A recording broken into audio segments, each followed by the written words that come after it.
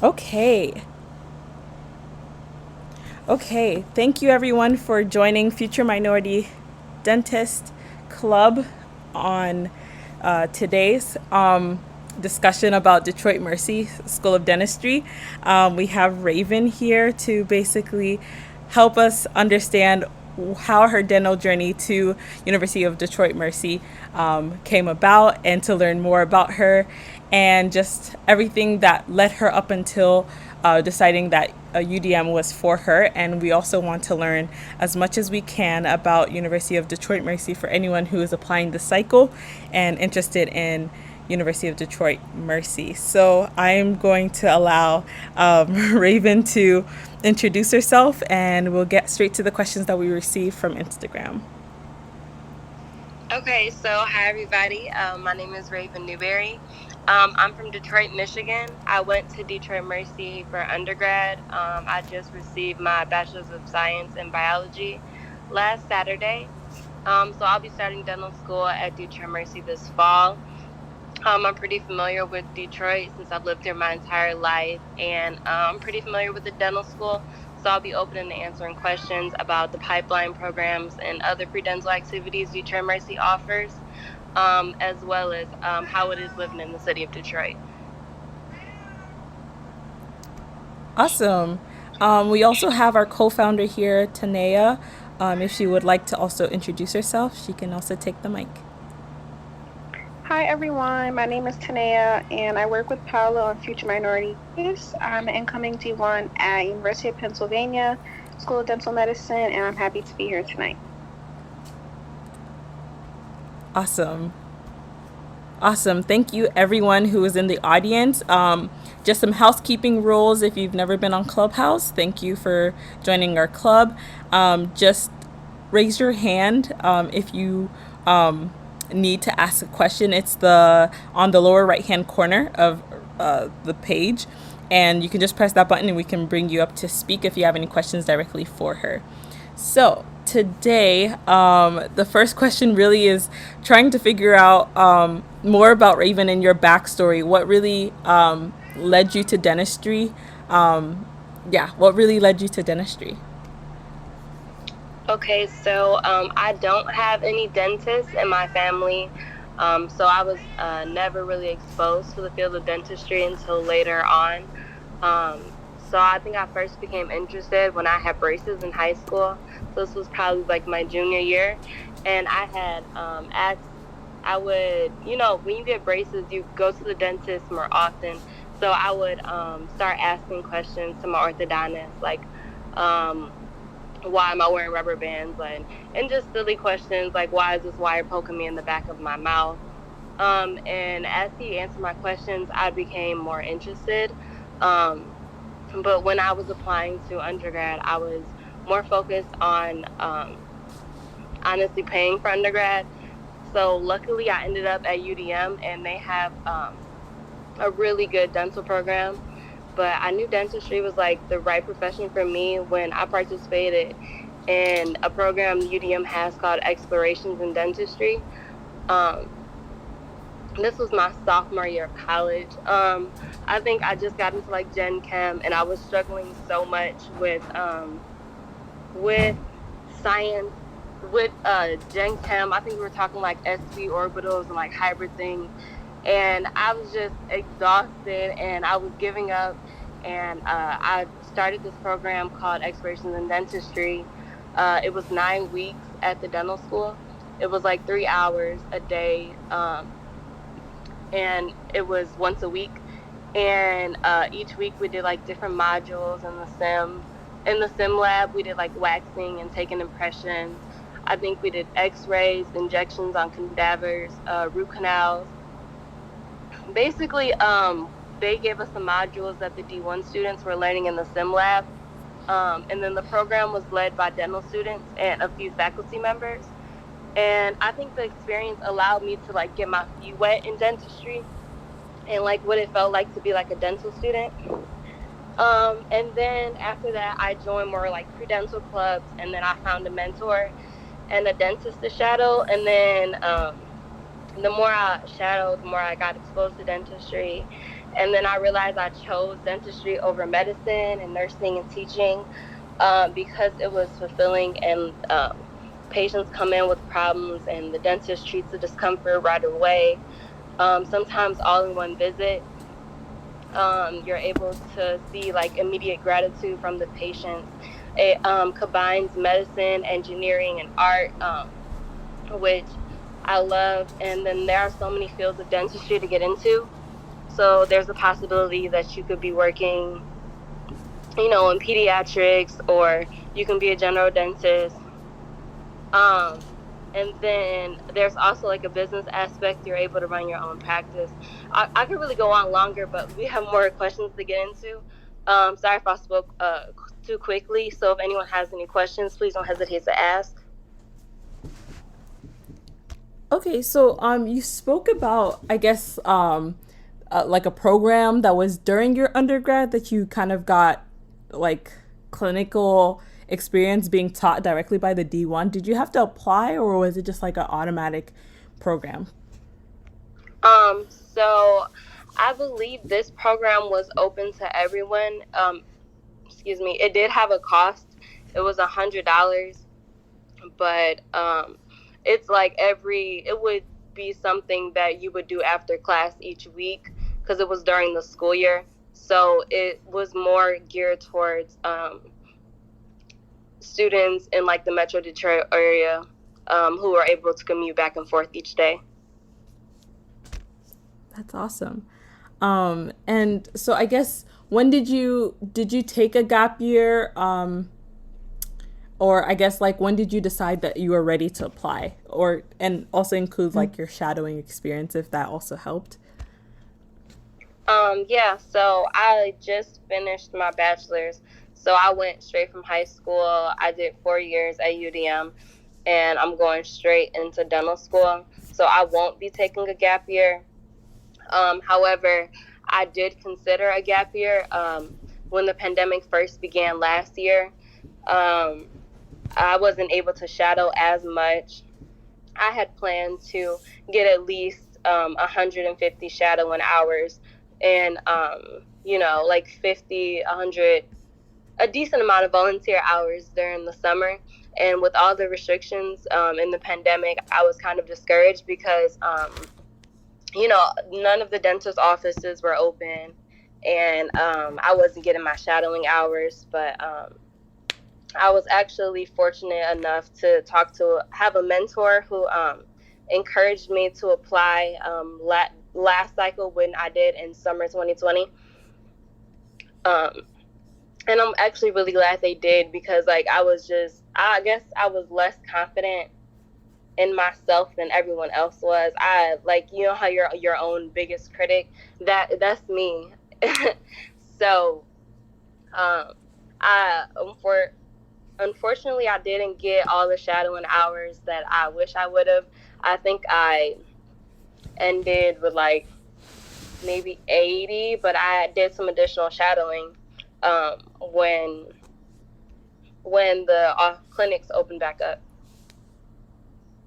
But yeah, sorry, I don't know if that even answered your question. Did that answer your question? Yes, it did. I guess I would be interested in, because you seem to um you did mention shadowing. I guess like, so then what are the requirements, do you know, for University of Detroit Mercy, like GPA wise, DAT wise, like just that statistics, and then we'll get to the additional stuff that may be on the ATAS application. What would you say like they are looking for? I think statistically, a strong applicant for Detroit Mercy has about, I think their minimum requirement is maybe like 40 hours, which is on the lower side, because I know U of M's is like 100 and some other schools are like 150. But Detroit Mercy, you only need the minimum of 40 hours. Now, a lot of students have a lot more than that.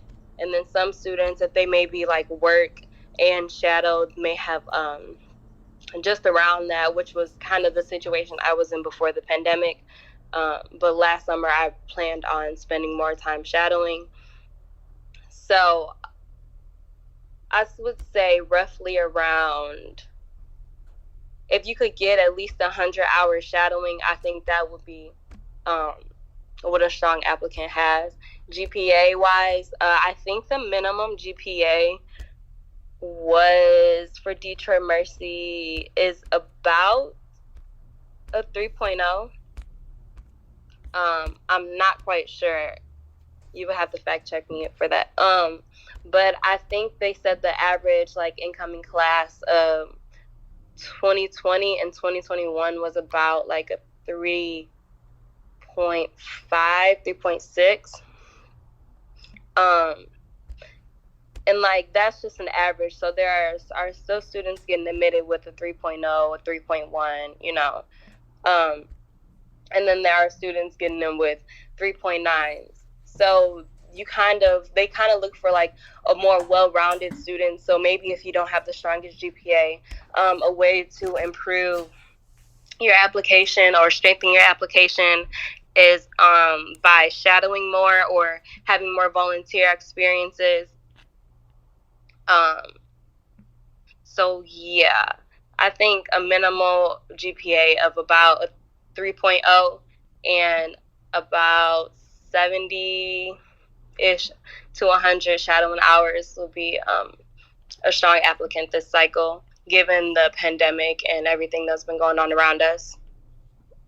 And a lot of the applications, well, I'm not sure if it's going to be in you guys' cycle, but they asked, like, they had a COVID response question where they asked, you know, how were you affected by the pandemic? And you were able to talk about not being able to shadow or canceled opportunities that you would have had this summer or last summer. And maybe even some of your classes were switched to pass or fail. And you can kind of talk about how maybe your grades have were impacted last semester when everything went online.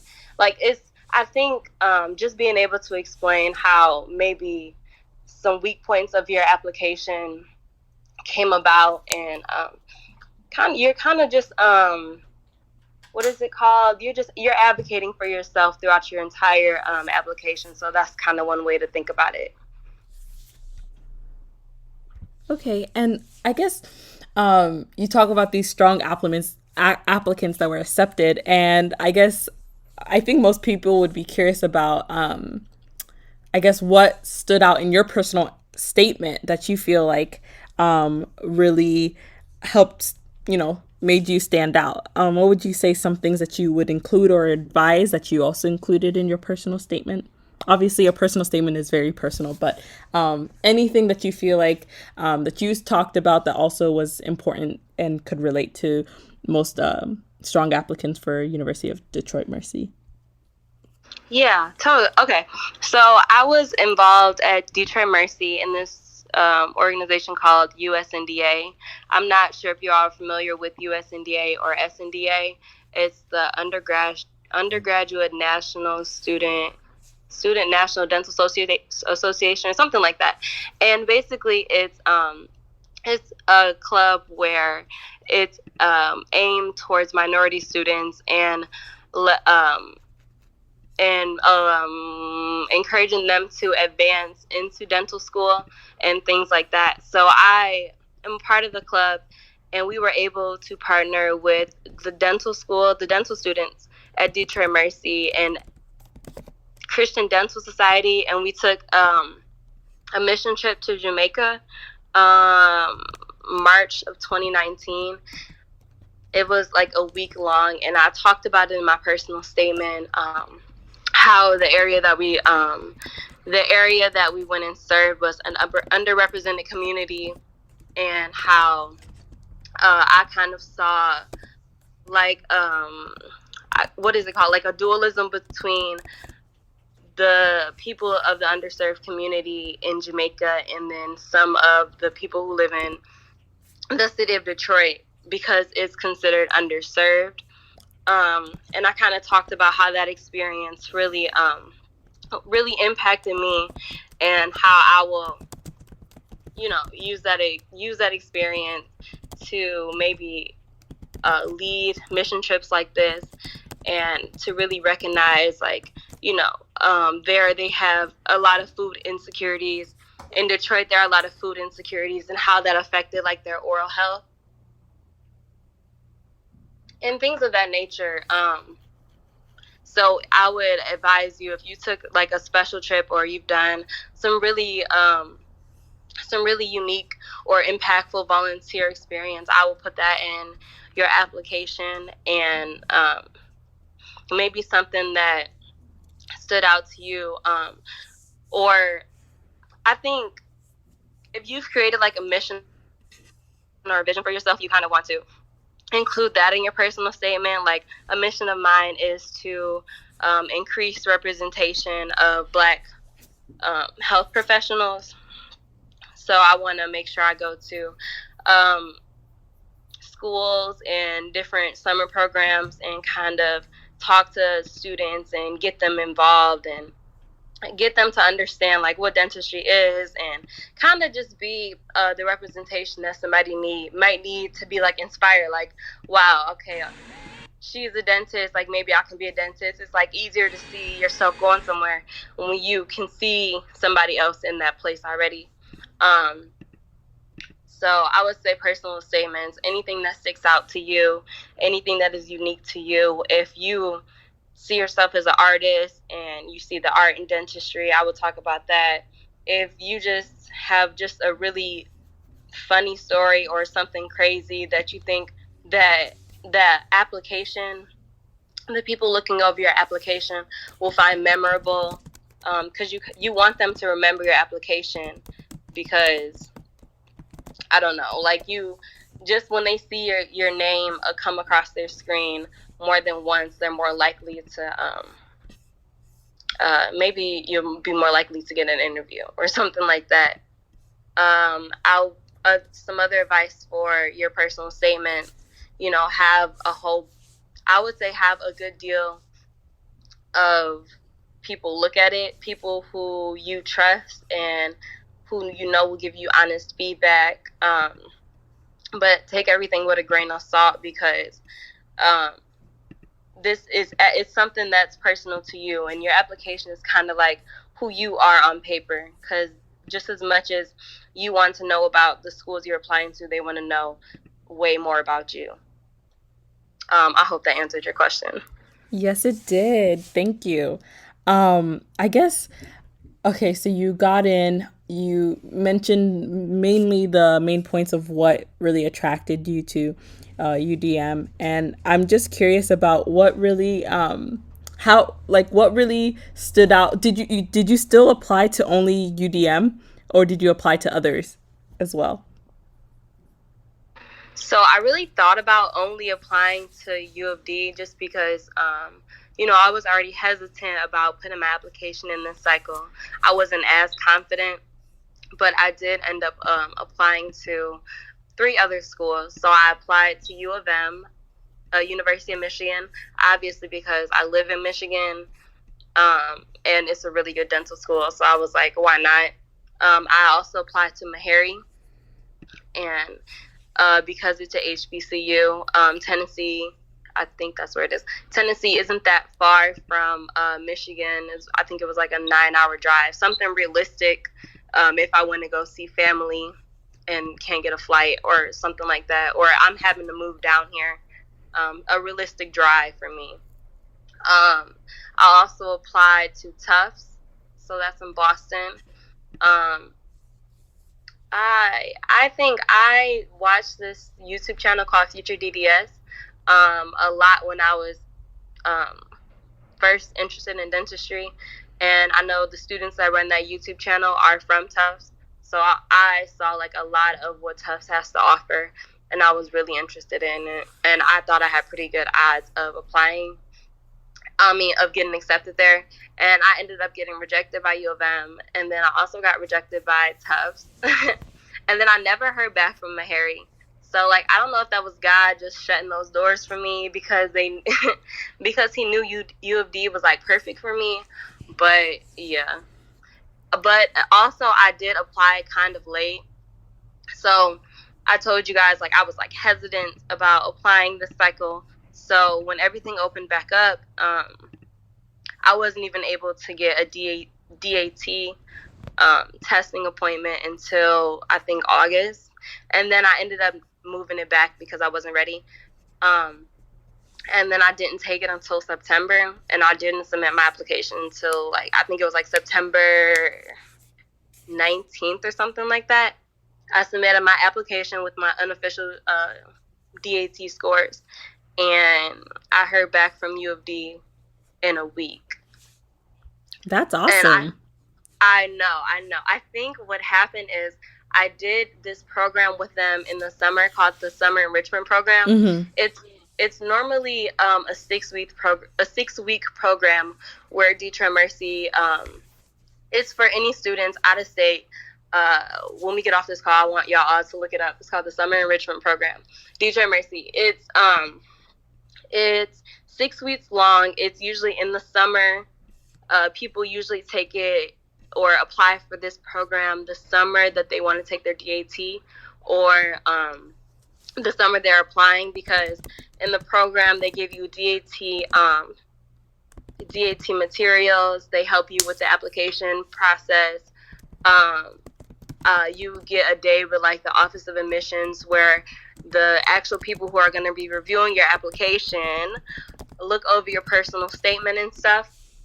So if you guys do end up applying for this, maybe next summer or this summer, I don't know if the application is already closed. I think it might have, but it's you'll be able to actually have them look over it. So when they come across your application, when you actually apply, they had already seen your name. They may have been the one that read it, so you're more likely to get an interview. And I think that's what I think that's what happened to me. I think the woman I think her name was Danielle. She was a lady in the Office of Admissions, and she had read over my personal statement, gave me feedback, and told me what to change and what to keep. And then I, made the changes. And then when I submitted my application, she had recognized it, and instantly I was invited for an interview. So it's not only a program that allows you to, increase or help your application. It allows you to network with the faculty and the staff and the dental students as well. Because I feel like networking, and sometimes if you just know somebody or you know the right person, it can open more doors than your GPA and your DAT will. So yeah, did that answer your question? Yes, it did. Sorry, I'm one of those people who just start rambling. No, and that's totally fine. I mean, I think for me too, I just want to give as much information to everyone who's listening. So I totally understand and relate. I'm actually going to allow our guest on the stage to actually ask their questions. So let's start with Lativia first, and then move on. Hello, you guys. Thank you so much, Rayven, for coming on here and talking to us. I didn't hear you. I just got on not too long ago, so I may have missed this if you already answered this. But what DA? Well, what? I'm not gonna say minimum, but what is a competitive DAT score that you would recommend that would at least get us their interview? Now, I want to say, I don't want to say minimum, but what do you think really is the minimum that you would say that you feel could at least get us an interview? Yeah, I know. I kind of know exactly what you mean. So, from what I've heard, I don't mind sharing my DAT scores. I got a 20 average on my DAT score. I think the best section I did was organic chemistry, and I think I got a 22 or 23, something like that. I don't really have the paper anymore, but I have heard some students get in with a 17. I have had some of my classmates get in with I think he got a 24, a 24. So I feel when we were in the SCP program, what Melvin, he's the director of diversity and inclusion at the dental school, he told me that you should aim for a 20 or higher. It all depends on the class ahead of you. So I think dental school gets more competitive every year. So it's really important that when you're looking at dental schools, go on their page and see if you can find class profiles or get a ADEA. I think it's like access application book, and it'll show you. I think it's like, I want to say it's like $40 or $50 on the internet, and it'll show you what each class profile looks like ahead of you. So I think the class profile at Detroit Mercy when I was applying was like a 21. It was like a 19, somewhere between a 19 and a 21. So when you look at those statistics, it'll tell you like, okay, the class average had a 3.5 GPA and a 21 DAT. That is what you want to aim for. Now, if you know you have a 3.2 GPA, when you take your DAT score, you may want to aim higher, because these numbers are kind of going to average out throughout the class. So if I had a 3.2, I would try to get at least a 21 or a 22 on the DAT. And getting a 21 or a 22 is actually really possible. I think the most helpful resource that I used when I studied for the DAT was DAT Bootcamp. They had practice quizzes on there. They had practice tests, which are very similar to the actual DAT when it comes to content and kind of like how the questions are phrased, especially the math part. Ask some kind of difficult worded questions that may take like some practice in doing, and also like the PAT, the perceptual ability, which was one of my lowest categories, because it's so new. It's like a skill that you kind of have to learn. For that, I recommend this website called PAT Booster, and then DAT Bootcamp was also had some pretty okay PAT practice questions, but overall, I think that knowing where you fall in the average of whatever school you're applying to should really determine like what score you shoot from. Like if you have a 3.9, you probably don't have to get a 25 on your DAT. However, if you have a 4.0, you probably will get like a 25, because honestly, if you're not learning the information like for the first time, it's pretty straightforward, especially the biology and the organic chemistry. Now, the general chemistry never been my strong suit, and I can't give any tips for that. I would say get a DAT Destroyer book and DAT Bootcamp, but that wasn't my highest score either. I hope that answered your question. Is it Latavia? Yes, you did. Thank you so much. Thank you. And I was going to ask, what did you use to study? But you said boot camp. So thank you. Thank you for that. No, I don't have any more questions. Thank you. You're welcome. We could have Bethana go. Hi. I didn't really have. Well, I guess you already answered the question. I was just gonna ask what you used, but you answered that. But actually, I just wanted to say too that I am in the summer enrichment program at UDM this cycle. But yeah, they changed up the. They're using iPrep, which I used before, and I like. But really, that's all I just wanted to say. Nothing. Yay! Oh my gosh! Yeah, I do. I have a friend that's also in the SCP program this cycle. Yeah, I think I met your friends. Actually, we just met up the other day. Uh-huh. Yeah, I just met them, and they mentioned that you got into UDM. Oh, that's so cool. Yay, I love that. I'm excited for you. I think you're gonna really like the SCP program, and I feel like it's whatever you make of it. So if you come in and you're really on top of it, you're using your eye prep like you're supposed to, and you're basically giving it your all. I think you'll have a really good chance this cycle, and I think you're gonna do great. Thank you.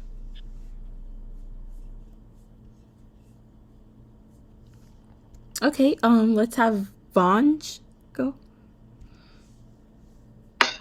Hi. So I did the summer enrichment program as well some years ago with University of Detroit Mercy, and I applied last year. I didn't get accepted. I was told that I needed my DAT score to be 18. My overall was 18, but I scored a 17 in organic chemistry. And they said I needed an 18 in all the sciences.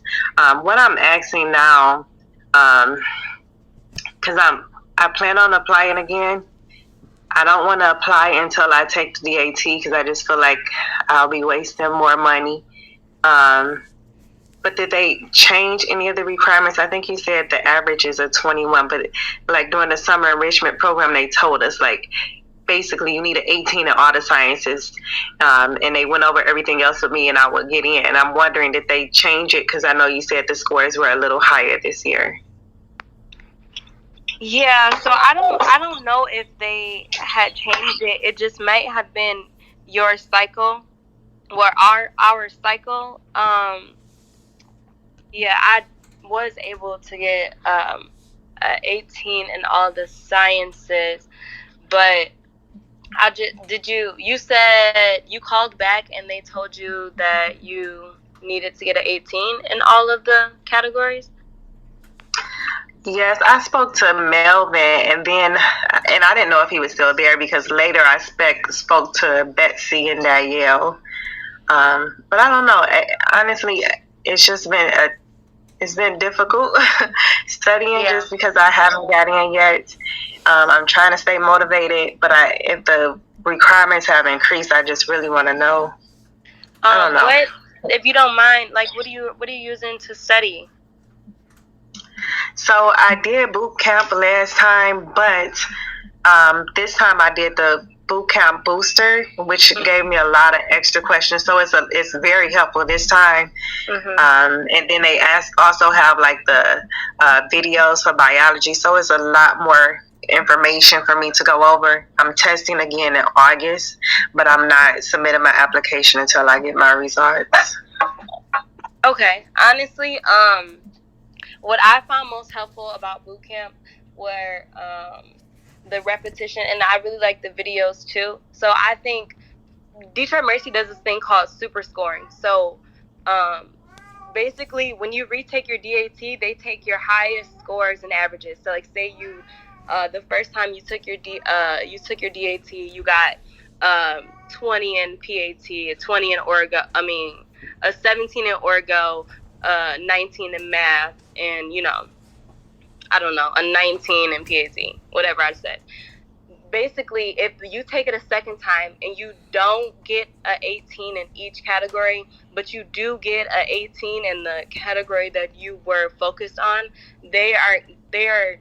I mean, I wouldn't like go and get a 15, but they won't look at those scores so heavily. They'll average your scores from before. So like, as long as you do, you said the category was Orgo, right? Right. So I got a 19 in general chemistry and a 19 in biology, but I got a 17 in Orgo. So my overall was an 18.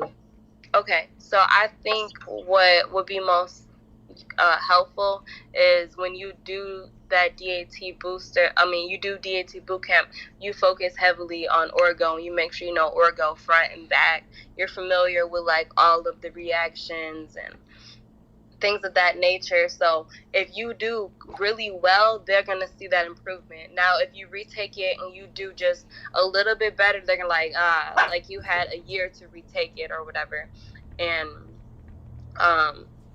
and they didn't see much improvement. So I think what's most important when you're reapplying this cycle is to really focus in on orgo, and then if you can, maybe reach out. Melvin, I want to say Melvin and Bessie are really they're really nice when it comes to like answering questions that us free dental students have. So like I would give them a call to shoot them an email and say like, hi, I applied, and kind of introduce yourself or reintroduce yourself and give your statistics and be like, how strong of an applicant do you think I am, and like what other areas can be improved. Basically, you kind of just want to put yourself back in their mind. It's kind of what I'm trying to say. Like, you kind of want them to see your name, be like, Vaughn, yeah, we seen her application before, or she just emailed us, or I remember her giving us a phone call. So yeah, let's look into her application a little bit more this time. Yeah, she improved. Now let's give her a call for an interview. Like, it'll kind of go like that. So I think that'll be like the most strategic way to like approach this cycle, and so you can be my classmate. I love it. I just wanted to say, don't give up, girl. Don't give up. It's gonna work out. Thank you, guys. I'm not going to give up. It's just difficult. And I work, so I'm taking like 2 weeks off. Right before I take the test. So it's, and I'm not the typical student. Like, I have kids and a household and a husband. So I'm not the traditional student. I don't have the time to just put away to study. This week I'm off because of COVID, because I've got sick, but I've been using that time when I'm not sick to study. So I'm really going for it. I just have to just stick with it. So thank you for your encouragement. No, I'm so confident in you. Oh, I'm sorry. I'm just want to say, like, I'm so confident in you. And there are a lot of untraditional students at Detroit Mercy that I've met, and I think they are very supportive of untraditional students. And I think just reaching out and like really highlighting that in both your personal statement and your maybe statement of disadvantage or something like that will really be beneficial in this upcoming cycle for you. And I wish you the best of luck. Thank you. I just wanted to say I did something very similar to you, Vaughn. So when I was studying for my DAT, I also took it in August. And it wasn't too late because I still got accepted into a lot of schools, but I also took 2 weeks off prior to my DAT to study as well. And I really feel like prior to that 2 weeks, I wasn't really confident in how I was going to do my DAT. But after the 2 weeks where I was able to actually like sit down and study without the distraction of like working or anything like that, it really did help me. So I just wanted to say, like, keep going. It's going to be fine and you're going to do great. Thank you. That's what I'm planning for. Like, this week that I've been off, I've been waking up early the days that I weren't sick and just going away to study. And I think the 2 weeks that I get off of work, I'm just going to like prepare to order food for the whole week and prepare to just not do anything, like let laundry pile up and just have the phone off and just hammer it out. Yeah, I think that's a really good idea. It'll definitely help you like maintain your focus, and you'll be able to retain a lot more because you'll have more time. Like, I used to wake up those 2 weeks at like 8 a.m. and I would literally set a schedule for myself, like schedule my lunch, schedule my showers, schedule my dinner, schedule when I was studying, and I stuck to that schedule for those 14 days, and it really did help. Yes, thank you for that advice. That's exactly what I'm going to do. Write down my study time and my schedule time for everything, basically, to stay focused. And I'm just gonna, I think they've given you enough tips that will really help, like the, I guess, the the meat of it. But I would also say, like, I also had to reapply, and I would also say that you also need to write as many positive affirmations as you can find. I don't know if you're spiritual or not, But I know that when you're taking the DAT and you're really doubting yourself just because like you focus on one area and then the other scores go down, that was my, at least my testimony, where I would focus a lot on biology, then my gen chem would go down, and then my OChem would go down. And so I felt so discouraged. And I would encourage you to really just, I know you may have support, but also just like have like flashcards of positive affirmations like per chapter that you're reading or like after you finish the day, because I often felt really like ish when I was done taking like studying for the DAT per day, and it really does something to your self-esteem, and all that negative talk to yourself really may come into play on the day of the exam. So I would really encourage you to really just try to uplift your spirit as you're going through studying for the DAT. So that would be my advice. I'm sorry, I have one more question if you guys don't mind whenever you're finished. You can go. I don't know if you guys are reapplicants or not, but if so, like, did you guys like redo your whole personal statement, or like, I'm sorry, redo your personal statement and like your supplemental questions for like each school, or did you keep it the same? I personally changed everything up because I had done something. I took 2 years for my gap year. And so I had done something different each year. So I wanted that to come across. Not so much in like my, well, yes, in my personal statement, I added a few sentences here about how even though I was delayed in focusing on other things, this is still my passion. For the supplemental essays, I didn't get far the first time. So I didn't have any really pre-written. But yeah, I would definitely keep them fresh, incorporate anything that really would help make you stand out. Thank you. Well, if there isn't any more questions, I guess what I I think I've asked many of the questions to Rayven. If anyone has any questions, just continue asking them. I think the only thing that I haven't touched on was what are some characteristics about UDM that stand out and resonate to you, that you really feel like the students listening can incorporate into their their secondary application, or even into their interview, and which we haven't talked about the interview. So if that's if you would be so kind to answer that. Okay, I can kind of start with the interview since that was the last thing I heard. So the UDM interview, it's given by 2 faculty members. My interviewers was a dental faculty member. I think she was in perio, and then I had a professor for our D1 year, which I think she teaches like, I don't know, some science class. But the way our interview went was, it was actually kind of a conversation similar to like right now. They asked me like, what made you want to do dentistry, and all of the regular interview questions. By the way, I have a document that has like a whole bunch of interview questions that I've been given to like my other pre-dental friends.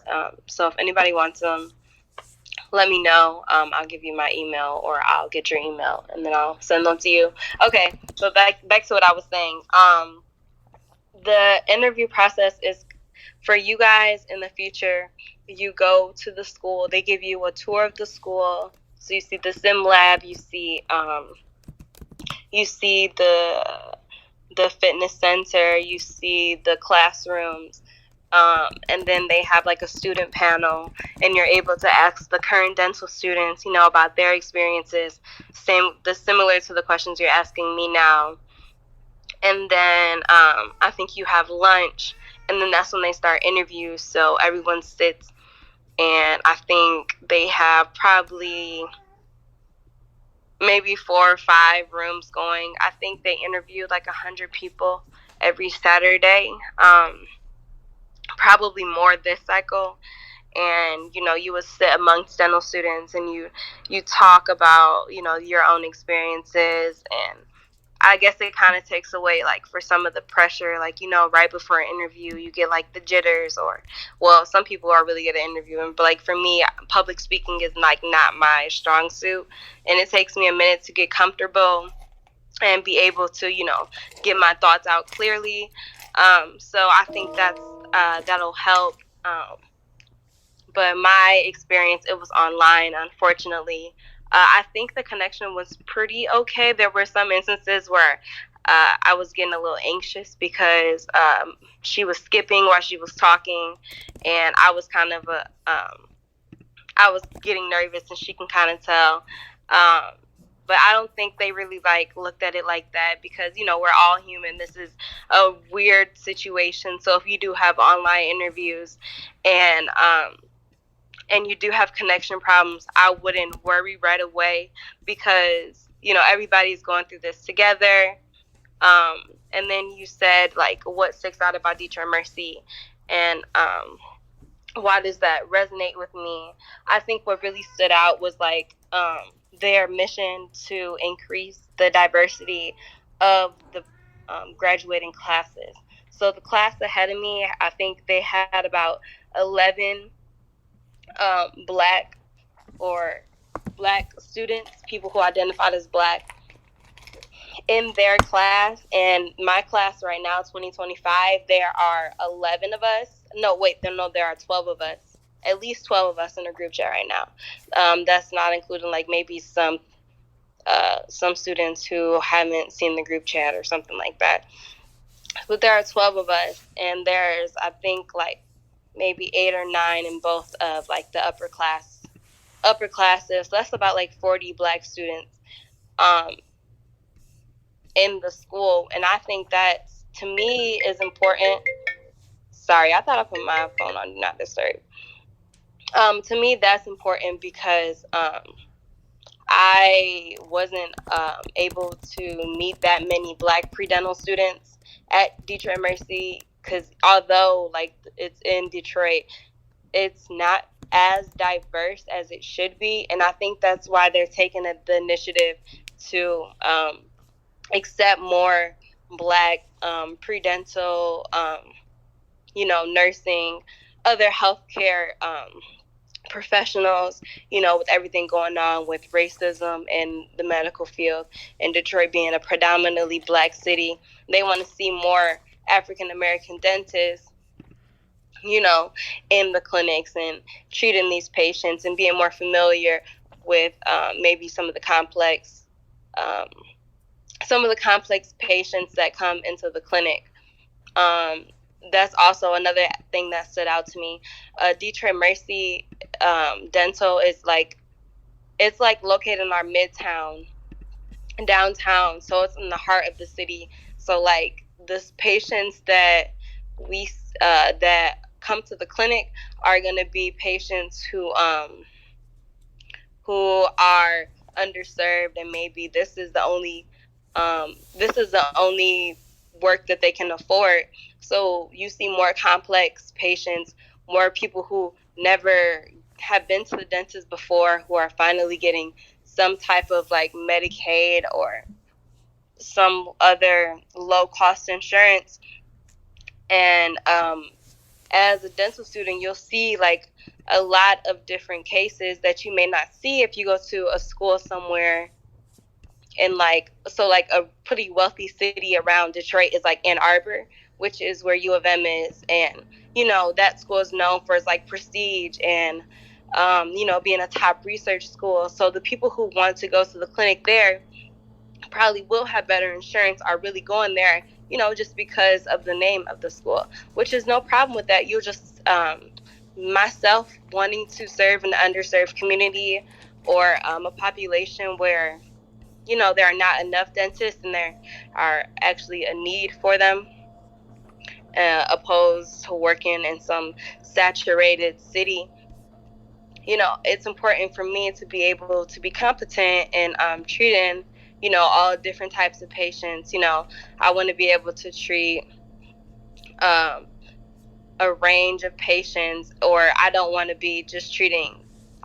just be treating, middle-aged white men for 4 years, or for 2 years, since you get 2 years of clinical experience at most dental programs, for 2 years, and then maybe a residency there, so an additional year, and then come home and be treating Black patients with different, maybe they show signs of gum disease differently, or I don't know, have like heart disease, so you have to like be more careful when treating them and make sure you're taking like blood pressure readings and all that stuff.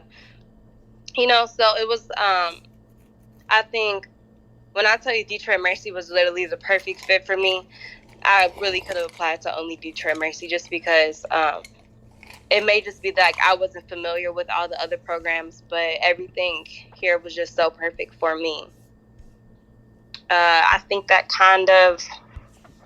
And the last thing. So I go to UDM right now, and it's kind of like a smaller school. So what was important to me was like having a low student to faculty ratio, which because I don't think I'm the strongest student, and I need like that extra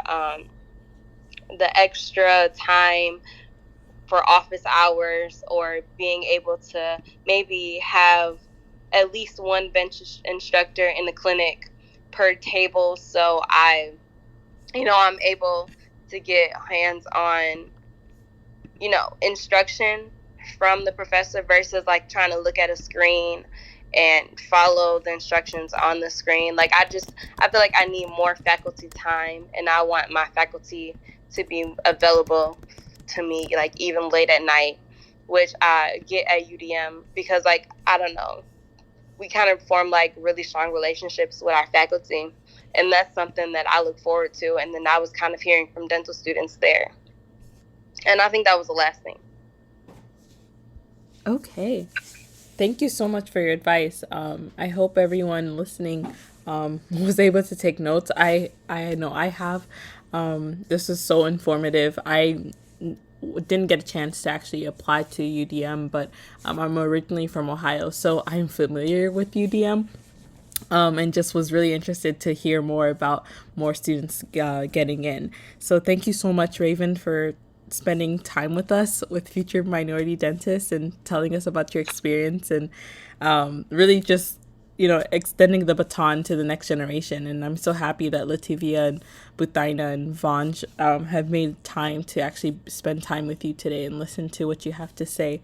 If there are any questions, please just unmute your mic now. If not, then we'll just end the room now, and I'll thank you guys and allow you to enjoy your evening. My only question is, just for all three of you guys, like, what is the best way of contact you guys would like to be contacted? Do I just like follow you on Instagram and message you there, or how would you guys like to be contacted? You can follow me on Instagram and maybe DM me. I probably respond faster to text messages, which at first, like when I was first invited to do this talk, like I remember seeing it, but then I never saw it again, because I don't know why, but Instagram updated and like moved certain DMs around. So this was like sitting in like my general or whatever it's called DMs for the longest, and I was luckily enough to just be in there one day, and I was able to get back to you. So yeah, just I would say DM me, and again, I would just want to say thank you for inviting me.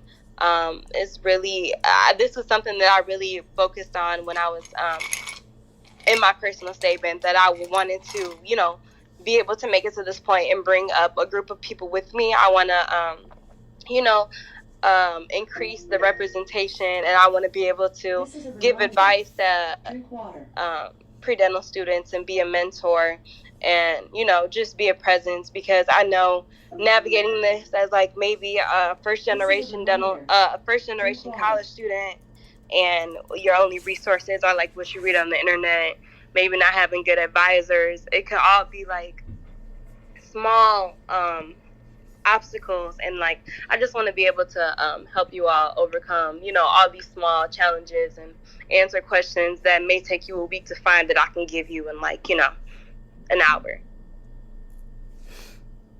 My Instagram is also the best way to reach out to me as well. I'm super responsive there, so if you just send me a DM, I'll be able to help you with whatever you need.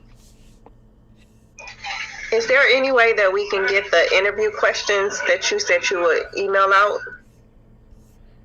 Yes. Do you have an Instagram? I don't think so. I have to ask my daughter. Okay. No. You want to take down my number right now? And then I can send me your email? Sure. Okay, 313. Wait, you ready? I'm writing it down. I'm ready. Okay. 313-287-4643.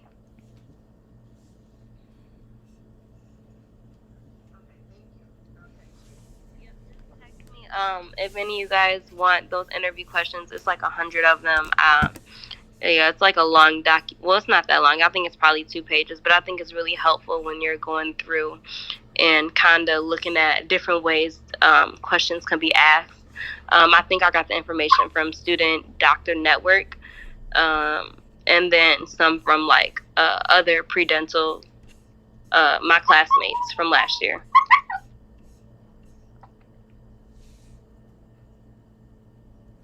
Awesome. The best way to reach me is also on Instagram, at Future Minority Dentist. Yeah, that's where usually I don't use my personal IGs much, and probably will starting dental school, but definitely will be continuing this club, so that'll be probably the easiest way for me to often check. So thank you guys so much for taking the time this evening to come learn and discuss with us about University of Detroit Mercy School of Dentistry. Thank you so much, Rayven. Thank you, Tanaya. Thank you, Vanj, Latavia, and everyone else who joined and listened in. This recording will be available to you on YouTube, so please follow us on our YouTube page, Future Minority Dentist, and follow our actual club on Clubhouse. So thank you guys. I'll be ending the room now.